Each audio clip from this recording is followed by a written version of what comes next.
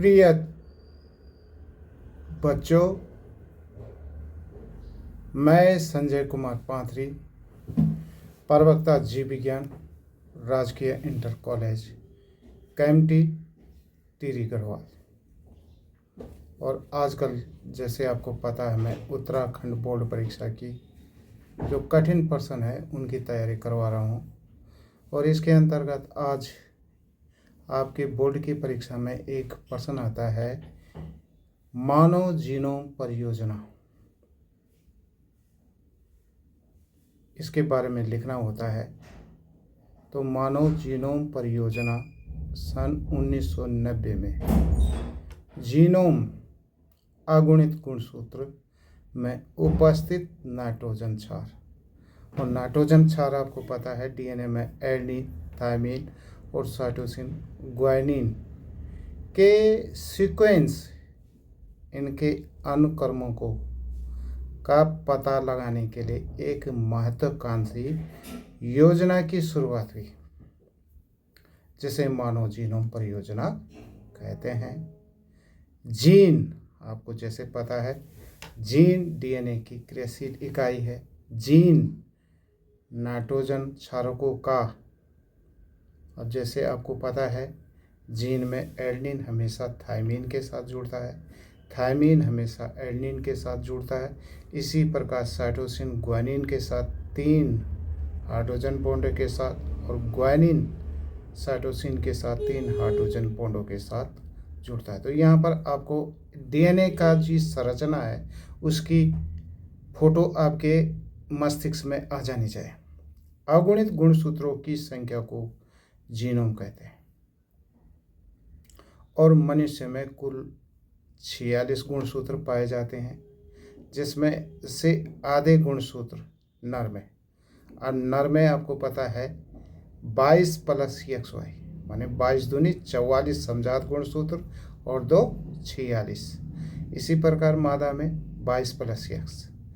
तो नर में 24 गुणसूत्र पाए जाते हैं, 22 अगुणित में 24, ऐसे 22 + XY, और महिला में 22 + X 23 गुणसूत्र। मानव जीनोम परियोजना में मनुष्य का आनुवंशिक सूचना हमेशा डीएनए के पास होती है, और डीएनए 2 क्रोमेटेड धागों का बना होता है। जीन में नाइट्रोजन क्षार पाए जाते हैं। एडेनिन आपको पता है हमेशा थायमिन के साथ जुड़ेगा, थायमिन हमेशा आपको पता है एडेनिन के साथ जुड़ेगा। इसी प्रकार साइटोसिन ग्वानिन के साथ जुड़ेगा, और ग्वानिन साइटोसिन के साथ जुड़ेगा। तो जो एक डीएनए की संरचना आपने देख रखी है, तो एक डीएनए की संरचना में 2 क्रोमेटेड धागे पाए जाएंगे। तो अगर गुणसूत्र की बात करें तो गुणसूत्र में भी जो है एक गुणसूत्र में 4 क्रोमेटेड धागे पाए जाएंगे। तो मानव जीनोम परियोजना सन 1990 में जीनोम के अनुक्रम का पता लगाने के लिए 23 गुणसूत्रों का अध्ययन किया, और बहुत से वैज्ञानिकों ने इस महत्वाकांक्षी परियोजना पर कार्य किया। इसे ह्यूमन जीनोम प्रोजेक्ट भी कहते हैं, मानव जीनोम परियोजना कहते हैं। डीएनए में जीन कहाँ स्थित होते हैं? नाइट्रोजन क्षार रासायनिक समूह के क्षारों को ही डीएनए कहते हैं। और मनुष्य में डीएनए में लगभग 3 बिलियन रासायनिक क्षार पाए जाते हैं। 3 बिलियन का अर्थ है 30,000। जीन में कम से कम 30,000 क्षार पाए जाते हैं। औसतन प्रत्येक जीन में 30,000 एडेनिन डबल बॉन्ड थायमिन के साथ, इसी प्रकार थायमिन डबल बॉन्ड किसके साथ? एडेनिन के साथ। इसी प्रकार साइटोसिन 3 बॉन्ड ग्वानियोसिन के साथ, और इसी प्रकार ग्वानियोसिन साइटोसिन के साथ नाइट्रोजन की संख्या 3 बिलियन होती है। मानव जीनोम परियोजना के क्या लक्ष्य है? बहुत बार इस प्रकार से पूछा जाए, लगभग 20,000 से 25,000 सभी जीनों के बारे में पता लगाना, अर्थात कितने प्रकार के जीन हैं। मानव डीएनए को बनाने वाली 3 बिलियन नाइट्रोजन क्षार एडेनिन थायमिन के साथ, साइटोसिन ग्वानिन के साथ, ग्वानिन साइटोसिन के अनुक्रमों को का पता लगाया और उपरोक्त जो जानकारी को हमने आंकड़ों के रूप में इसको हमने संग्रहित करना है। आंकड़ों का विश्लेषण हेतु नई तकनीक में सुधार करना, योजना द्वारा उठाए गए नैतिक सामाजिक मुद्दों के बारे में विचार करना। मानव जीनोम परियोजना की मुख्य विशेषताएं। तो मानव जीनोम में 23 गुणसूत्र बराबर 3164.7 बेस पेयर करोड़ों क्षार मिलते हैं और औसतन प्रत्येक जीन में 30,000 क्षार स्थित होते हैं और मनुष्य में ज्ञात सबसे जो बड़ी जीन डिस्ट्रोफिन में 2.4 करोड़ क्षार मिले हैं। यह पहला गुणसूत्र में मिलता है। सबसे छोटा जो जीन है SRY SRY जीन, जिसमें केवल 14 क्षार युग्म पाए जाते हैं।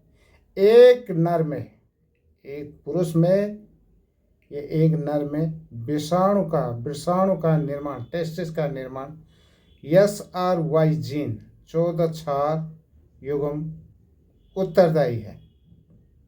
जीनों की संख्या 30,000 है, जो पहले कई अनुमानित संख्या 80,000 से 1,40,000 से काफ़ी कम है।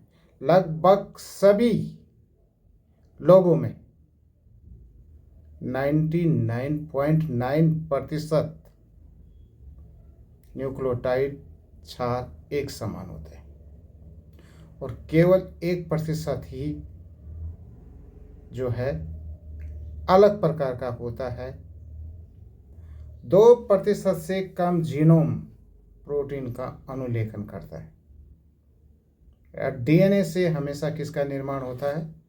आरएनए का निर्माण होता है। ये भी आपको पता है। खोजी गई, अभी तक जो खोजी गई है, 50% से अधिक जीनों के कार्यों के बारे में जानकारी प्राप्त है। मानव जीनोम के बहुत बड़े भाग का निर्माण पुनरावृत्ति अनुक्रम द्वारा प्राप्त होता है। ये भी आपको पता है। इसे हम सैटेलाइट डीएनए भी कहते हैं।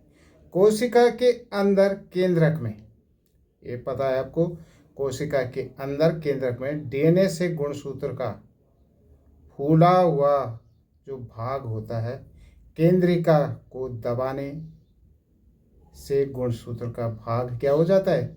फूल जाता है। उसको हम अनुषंगी डीएनए कहते हैं। तो अब आपको ये भी पता है कि अनुषंगी डीएनए क्या है। जब गुणसूत्र का कोई भाग फूल जाता है तो उसे हम सैटेलाइट डीएनए कहते हैं।